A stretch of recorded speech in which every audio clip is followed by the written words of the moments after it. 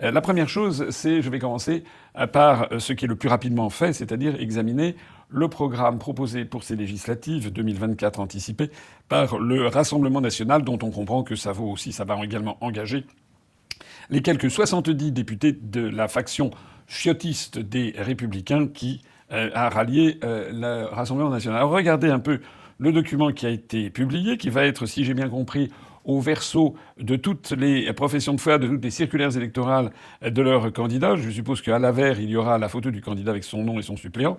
Et au revers, il y aura ce texte-là que je vous invite à regarder avec moi. En fait, il y a 8 promesses électorales qui sont faites par le RN. Regardons-les ensemble. Première promesse, il faut élire une majorité de députés RN à l'Assemblée nationale. Premièrement, pour soutenir le pouvoir d'achat, en précision, c'est baisser les factures d'électricité et réduire la TVA sur le gaz, le fioul et les carburants. Très bien, enfin c'est une... Pourquoi pas pourquoi pas faire ça? Parce qu'effectivement, le prix en gros, de l'énergie a augmenté considérablement. Pourquoi ne pas faire ça, effectivement? Sauf que d'abord, la baisse sur le TVA, ça ne se fait pas comme ça. Il faut demander l'autorisation des institutions européennes pour baisser la TVA. Et puis surtout, et ça n'est pas chiffré du tout. C'est-à-dire que ça peut coûter des milliards, en fait, cette histoire. Et donc, ça aurait été bien, éventuellement, de chiffrer et de savoir dans quel cadre ça va se compenser. Puisque, par ailleurs, je rappelle que le Rassemblement national et M. Ciotti et ses épigones ont décidé de rester dans l'Union européenne, dans l'euro. Donc ils sont obligés de respecter les engagements qui ont été pris vis-à-vis et de la Banque centrale européenne et de la Commission européenne, notamment quant à la réduction des déficits. Donc là, on ne sait pas. Je note en particulier qu'il n'est pas question, en revanche, de sortir du marché européen de l'électricité, par exemple. Le point numéro 2. Pour remettre la France en ordre, mettre fin au laxisme judiciaire à l'égard des délinquants et des criminels. Alors ça, excusez-moi, mais ça ne veut rien dire. C'est un slogan. Je suis absolument certain on peut reprendre les professions de foi du Front National depuis sa création en 1972, mais aussi d'ailleurs du RPR, mais aussi des partis considérés comme de droite. On trouvera toujours la même chose. Mettre fin au laxisme judiciaire, mettre les délinquants en prison, bon, enfin, rien de nouveau sous le soleil. Ça n'a strictement aucun intérêt, en fait, cette mesure, si ce n'est que de faire un slogan. C'eût été très différent s'il y avait une précision sur les mesures qui vont être prises. En quoi ça va différer de ce qui était auparavant? Est-ce qu'il va y avoir des objectifs chiffrés, quantitatifs? Est-ce qu'il va y avoir des réflexions sur les peines planchées? Comment ces peines planchées, par exemple, vont-elles s'articuler avec les contraintes de la Cour européenne des droits de l'homme, par exemple? On ne sait pas. Mais là, on est dans un flou complet. Troisième point, pour stopper la submersion migratoire, alors réduire drastiquement l'immigration légale et illégale et expulser les délinquants étrangers. Alors, réduire drastiquement, c'est un adverbe qui veut dire beaucoup, de façon très importante, mais ça n'est pas chiffré. Et réduire drastiquement l'immigration légale et illégale, bon, très bien, c'est un objectif dont on peut comprendre qu'il correspond à ce que dit le Front National depuis des décennies, il faut le reconnaître. Mais ce que je note, c'est que là, il est question de l'immigration légale. Alors qu'au cours des semaines, pendant la campagne pour les européennes, il n'était question que de l'immigration illégale. Il est vrai que, vous m'avez sans doute entendu dans ces discours, souvent j'ai mentionné le fait que la Commission européenne avait distingué l'immigration légale qu'elle entendait favoriser, et favoriser jusqu'à ce qu'elle atteigne 4 millions de nouveaux migrants par an en Union européenne. Elle entendait distinguer cela de l'immigration illégale qu'elle combattait, laquelle ne représentait en 2022 que 10% de l'immigration totale, puisque sur les 3 850 000 migrants qui sont arrivés en Union européenne en 2022, 3 500 000 sont arrivés de façon légale et 350 000 de façon illégale. Alors là, M. Bardella, le Rassemblement national, prennent l'engagement donc de lutter contre l'un et l'autre. Mais le problème, c'est qu'ils vont faire comment? Ils vont faire comment? Dans la mesure, ils restent dans l'Union européenne, ils restent dans Schengen, et ils restent, et donc ils obéissent en fait aux injonctions de la commissaire européenne chargée des affaires intérieures, qui va se changer puisque la Commission européenne va changer parallèlement au nouveau Parlement européen. Donc on ne sait pas qui va succéder à Madame Ylva Johansson, la commissaire suédoise chargée des affaires intérieures. Mais ce qui ne va pas changer en revanche, ce sont les articles des traités, notamment les articles 67, 77 et 78 du traité sur le fonctionnement de l'Union européenne, et qui prévoit notamment l'absence de contrôle aux frontières intérieures, à l'intérieur de l'espace européen, le marché unique dans lequel il y a la totale liberté de circulation des personnes et des biens. De la même façon qu'il n'est pas précisé comment il va se passer, ça va se passer lorsque des pour venir en Union européenne. Et à partir du moment où des étrangers viennent en Union européenne avec un titre de séjour légal, je ne sais pas, mettons par exemple en Allemagne, rien n'empêche ensuite les migrants légaux en question de venir s'installer en France, par exemple, pour y bénéficier éventuellement de meilleures prestations sociales. Alors là, on est vraiment dans le domaine de la très très grande généralité. On ne sait pas exactement ce qui va se passer. Et surtout, on ne sait pas comment ceci est rendu possible avec notre appartenance à l'Union européenne et la nécessité d'obéir aux injonctions venues de Bruxelles. Le point numéro 4, pour soutenir notre agriculture, développer les circuits courts et lutter contre la concurrence déloyale. Bon. Là aussi, c'est vraiment le minimum. Enfin, développer les circuits courts, lutter contre la concurrence déloyale. On aurait très bien pu trouver cette formulation sur les tracts de Renaissance, de Macron, voilà, ou sur les tracts de la plupart des partis politiques. Ça ne mange pas de pain. Lutter contre la concurrence déloyale. Bon. Donc, bien entendu, ce qui eût été important, c'est que le Rassemblement national dise, par exemple, qu'il comptait introduire comment dirais-je, un protectionnisme éventuellement évolutif au cours de l'année pour protéger les productions agricoles françaises dans telle et telle spécialité. Ça n'a pas été mentionné. Il est vrai que c'eût été interdit par les traités européens, mais enfin, ils ne sont pas après. De la même façon qu'il n'est pas précisé comment on va faire en sorte d'avoir une agriculture qui soit plus protectrice des petites exploitations agricoles familiales et non pas une agriculture qui sauve en permanence, qui promeut en permanence le big business agricole, notamment les articles 38 et 39 du traité sur le fonctionnement de l'Union européenne qui précisent que la politique agricole commune a pour objectif de développer la productivité de l'agriculture. Donc on n'en saura pas davantage sur ce point. Le numéro 5, il s'agit de donner la priorité à la santé, réduire les déserts médicaux, soutenir l'hôpital public et sécuriser l'approvisionnement des médicaments. Là aussi, il était extraordinairement difficile de faire quelque chose de plus inodore, sans saveur et généraliste. Réduire les déserts médicaux, très bien, tout le monde veut réduire les déserts médicaux, c'est-à-dire avoir des médecins qui aillent s'installer à la campagne. Mais ça, c'est l'objectif, tout le monde ne peut qu'être d'accord là-dessus. Le problème, c'est comment on fait. Quels sont les moyens qui sont mis derrière. De la même façon que le soutien à l'hôpital public, bon, c'est très gentil de dire ça, mais quels sont les fonds qui vont être mis en œuvre pour soutenir l'hôpital public? Pourquoi est-ce que l'hôpital public est dans la situation telle qu'elle est? C'est bien parce que, au niveau de l'État, on doit obéir aux injonctions venant de Bruxelles et de la Banque centrale européenne de réduire les déficits budgétaires, et qui a donné depuis maintenant un nombre d'années considérable, ça fait au moins une dizaine d'années, que de plus en plus, il y a des objectifs de rentabilité, ou du moins de faibles déficits aux hôpitaux publics. Donc, ça veut dire quoi? Ça veut dire que soutenir l'hôpital public, il va falloir faire un plan pour lancer les hôpitaux. Je suis favorable, personnellement.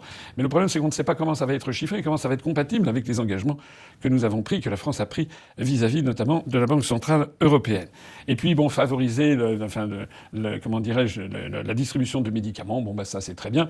Mais, comme vous le savez, on constate exactement l'inverse. Et donc là aussi, on aurait aimé que le Rassemblement national nous précise ce qu'il comptait faire. Reste encore donc 3 points. Pour simplifier la vie des Français, stopper la multiplication des normes abusives qui pèsent sur les familles et les entreprises. Là aussi, ça c'est vraiment se moquer du monde, parce que ça s'appelle lutter contre la paperasse. Moi, depuis que je suis petit, toutes les professions de foi que j'ai vues depuis l'âge de 8 ans, il s'agit de lutter contre la paperasse. Donc on va passer sur ce sujet rapidement. Non pas que ce soit un faux sujet, mais enfin bon, il y a rien de nouveau sous le soleil. Et puis, le point numéro 7, pour réaliser des économies de bon sens, baisser le coût de l'immigration et lutter contre les grandes fraudes sociales et fiscales. Bon, très bien, baisser le coût de l'immigration, on ne saura pas davantage comment ils comptent s'y prendre, de la même façon qu'on ne sait pas comment ils vont réduire drastiquement le nombre de migrants. On attend vraiment, parce qu'on attend de savoir si ceci va être compatible avec à la fois notre appartenance à la Cour européenne des droits de l'homme et aux traités européens et à l'Union européenne. De la même façon, là, baisser le coût de l'immigration, on ne sait pas exactement ce que ça signifie. Par ailleurs, il risque notamment d'y avoir des problèmes d'anticonstitutionnalité qui ont déjà été soulevés par un certain nombre d'acteurs, et notamment par le Conseil constitutionnel. Et puis donc, il est question aussi de réduire les grandes fraudes fiscales et sociales. Très bien. Je suis pour. Voilà, il faudrait réduire aussi les petites fraudes, parce que les petites rivières les petits ruisseaux font les grandes rivières, et donc il y a aussi beaucoup de petites fraudes qu'il faudrait réduire. Mais comment réduit-on les grandes fraudes fiscales, si ce n'est qu'en contrôlant les mouvements de capitaux? Parce que si on a une totale liberté des mouvements de capitaux, rien n'est plus facile pour des très très grandes entreprises que de faire apparaître des déficits en France, des excédents dans des paradis fiscaux, etc. Donc ça veut dire rétablir d'une façon ou d'une autre le contrôle des mouvements de capitaux. Or, c'est, comme vous le savez, le b.a.-ba de ce qui est interdit par l'Union européenne. Donc on ne sait pas exactement ce que ça signifie. Plus exactement, il est à craindre que ça se traduise par rien du tout au bout du compte. Et puis enfin, le 8e chapitre, 8e et dernière proposition, pour faire respecter les Français, défendre notre souveraineté et les intérêts de la France en Europe. Voilà. Alors là, on n'en saura pas davantage sur les questions internationales, ni sur les questions européennes, du moins d'après ce tract qui, semble-t-il, va être ce qu'il y aura au dos de toutes les professions de foi qui vont être envoyées aux électeurs.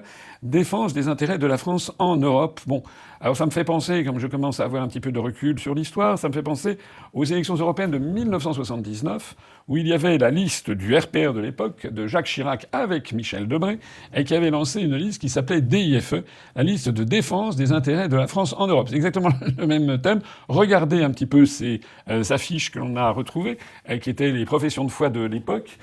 C'est assez triste, en fait, de les regarder.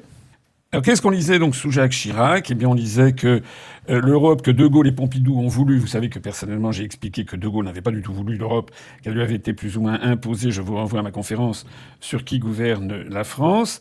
Et puis, vous voyez en premier lieu, il s'agit de savoir la place que la France aura demain dans l'Europe et dans le monde. Il s'agit de choisir entre une France forte et prospère ou une France de la mollesse et de l'abandon. Voilà. En élisant les 81 représentants de notre pays à l'Assemblée européenne, vous engagerez l'avenir de notre peuple. Vous avez le droit, vous avez le devoir de vous montrer exigeant. Alors, vous aviez donc l'organisation de l'Europe est une nécessité. Nous sommes des partisans de l'Europe, tati-tati-tata. Mais aujourd'hui, l'Europe piétine. Aujourd'hui, donc, on est en 1979 quand même, hein. C'est-à-dire il y a 45 ans. Aucune action nouvelle n'a été définie. Pour les industries où l'emploi est menacé, ni pour l'énergie, ni pour les industries d'avenir, y compris l'aéronautique, ni pour la recherche. La politique agricole est elle-même atteinte. Le revenu des agriculteurs baisse, c'est toujours vrai. Par le jeu des montants compensatoires, nos concurrents, ils se trouvent subventionnés quand ils vendent chez nous. Et nos produits sont à l'inverse pénalisés. Donc ça va pas du tout. Et puis ensuite, le marché commun est menacé.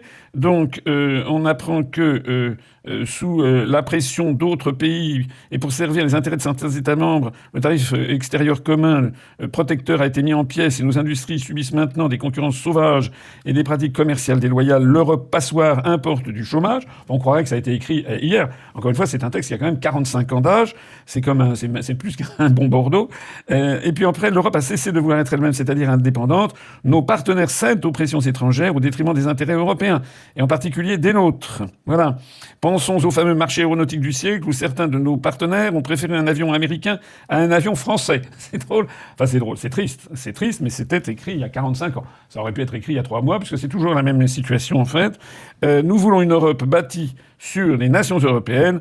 L'Europe ne s'organisera pas sur l'effacement de la France. Voilà ce qu'on pouvait lire donc à l'époque en 1979 sur la défense des intérêts de la France en Europe. Et on nous disait d'ailleurs ensuite qu'il fallait, pour dire non au chômage, non à la politique de récession, oui à la politique d'expansion, c'était à la France de faire l'Europe et non à l'Europe de faire la France. Et donc il y a toute une série de mesures et qui évidemment sont restées sans suite. Voilà, donc je me permets de faire ce petit dégagement parce que, en fait, ce programme du Rassemblement national, c'est vraiment se moquer du monde, en fait. Il n'y a rien dedans, il n'y a absolument aucune mesure très précise ni concrète qui permettrait aux électeurs d'avoir un jugement éclairé, de donner, comme on dit, un consentement éclairé. On ne s'adresse pas du tout à l'intelligence des Français, ni à l'intelligence des électeurs. On s'adresse tout simplement au fait que les Français ne vont pas regarder ça. Les Français vont être mis en condition sur la tête qu'il faut voter Nutella. Donc ça va être Nutella, jour et nuit, on va nous parler du gouvernement Nutella, et donc les Français vont aller voter Nutella. C'est aussi simple que ça. Il n'est pas nécessaire, en fait, de s'adresser à l'intelligence des gens, c'est ce que nous montre ce document. Bien entendu, si Jordan Bardella et si le Rassemblement national, avec l'aide des Républicains, arrive à ce qui est prévu, en fait, puisque les sondages commencent à claironner une victoire très importante, eh bien, les Français vont avoir ce que personnellement je trouverais formidable comme leçon de choses. Les Français auront un gouvernement qui sera dirigé par M. Bardella, probablement, par le Rassemblement national et par les Républicains.